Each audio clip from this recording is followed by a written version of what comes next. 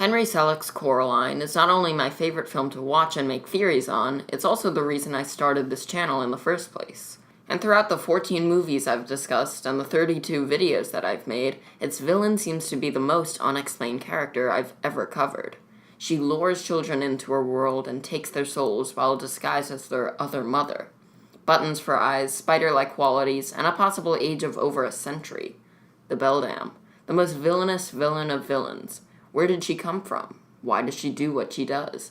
And most importantly, what is she? Ready for a theory?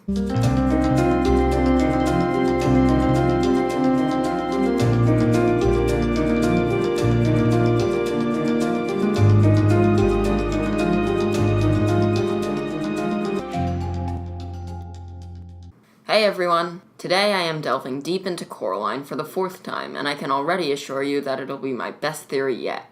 I'll mainly be talking about what the Beldam actually is, and her connection to spiders, but I'll also be going over some small points that the movie has to offer, so yeah, let's dive right into Coraline for time number 4. The strangest, most unanswered question about the movie that we have so far is about the Beldam's weird obsession over spiders. Her wallpaper is covered with bugs, her servants and furniture are giant insects, and her true form resembles something of a spider-like creature.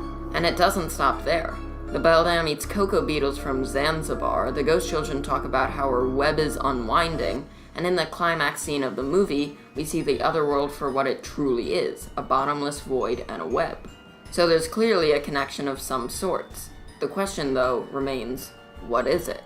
People have theorized that the Beldam just has an obsession with 6 to 8-legged creatures, or that she is able to control bugs since they're so unintelligent, and even thoughts like taking the bugs' life sources for energy, or that bugs are simply drawn to the other world, but I don't believe that any of those are correct. Most of those were just speculations, but I think I have the first actual theory on this section of Coraline, so here we go.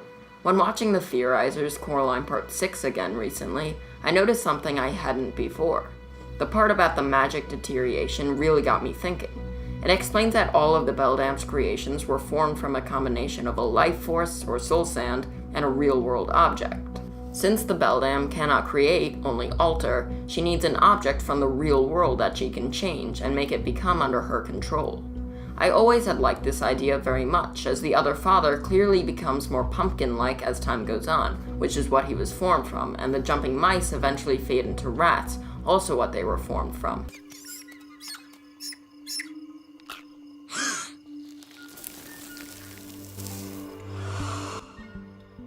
So to recap, soul sand plus real-world object equals a servant of the Beldam. Now, what do we know about the Beldam herself? Well, the first forms of life in the other world were started because the Beldam took her own soul, replacing her eyes with buttons, meaning that she doesn't really have a soul, since hers is linked to powering the other world. But because she was the first one to enter the void, the Beldam is able to create and manipulate the laws of it. So, is the Beldam just a soulless old woman? No, definitely not. You see, somebody's soul and life force are two different things. Your soul is basically your spirit and conscience, while your life force is what actually keeps you alive. It's similar to how the Beldam took the ghost children's souls and fed on them until they were nothing anymore. The children lost their identity and spirit, but they're still alive. They're just husks and wisps now that their soul was taken. So while the Beldam's soul is tethered to the other world, her life force isn't. But she still can't leave because she's inherited the void's properties. But anyway, the Beldam takes her own soul, which would kill any normal human in the real world, but in the other world, taking your soul only drains your spirit, and you become like the ghost children. And once like that, the Beldam needs a base form to occupy again. A spider. It's the exact same formula as the Beldam's servants, life force plus real-world object. But because she's the void's master, and her soul is tethered to it, she doesn't become like the other father or other YB, she becomes the Beldam. So this through and through explains the Beldam's connection to bugs and spiders. It's her base material. Notice how the other father slowly decomposes into a pumpkin throughout the time in the other world. Also, the other Spink and Forcible decompose into taffy, their base, and the jumping mice fade back into rats. It's the Beldam's magic deteriorating, and it happens to herself too. At first she looks just like Coraline's real mother, but at the end her true form is revealed. She decomposed back into a spider. This is because the Beldam is growing weaker as the film goes on, and her magic and creations reflect it. All the disguises, the decoys, the facades that she's made start to wear away. And so many details are summed up by this. The ghost children literally saying that her web is unwinding, the Beldam's hand moving in spider-like fashion, and maybe most of all, the web in the climax scene and how closely she resembles a spider. And although this is probably just a coincidence, I also find it pretty cool that the Beldam's 2 buttons have a total of 8 holes in them, and a spider has 8 eyes. But then why is the Beldam so obsessed with bugs and spiders? Well, I think the answer to this is clearly shown by the other father. As I said earlier, we see that as the movie goes on, the other father becomes more and more pumpkin-like, since that's what he was formed from. And then I realized, where does he usually appear? The garden, a place where plants like pumpkins grow. We see the other father in the garden 2 times throughout the film, and the Beldam even lets him know that the garden squash need tending to. So maybe it's partly that the Beldam is assigning him to be there, but it's also possible that the other father is naturally drawn to the garden, since his base form is a pumpkin. And this would immediately answer every question about the Beldam's obsession with bugs. Since her base material is a spider, she's naturally drawn to insects, but it's reflected more throughout the other world than with the other father because she's the void's ruler. But I can see getting asked, then why is the wallpaper in the real world also insect-themed? My only answer for this is that the Beldam already had a connection, or perhaps a passion, for bugs, and that's why she chose an insect as her base form. And another point I have to address is about the Beldam's diet. It seems to be insect only, which is what a spider's diet might be. Throughout Coraline's multiple trips to the other world, we only see the Beldam eat one thing, these mysterious-looking live bugs that she calls cocoa beetles. It's also clear that she won't, or can't, eat human food, as when at the dinner or breakfast table, the Beldam never consumes any of it. My first thought at this was that because her base form is a spider, she only eats food that a spider would eat, meaning insects.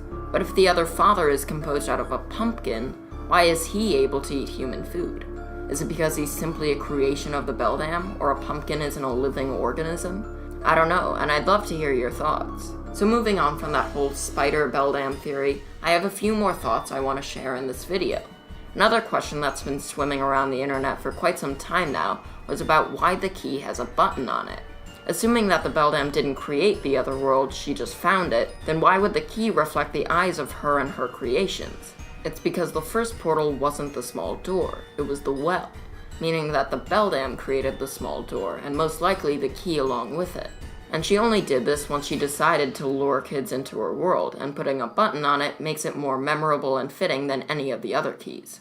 Which brings up another question. Why did Coraline's mom immediately know that the button key was the right one for the door? We see her rummage around the drawer for a second, but she stops right away once she sees the button key. And before anyone says anything, no, Mel Jones is not the Beldam. I see just so little evidence for this theory that I don't even want to address it, so yeah.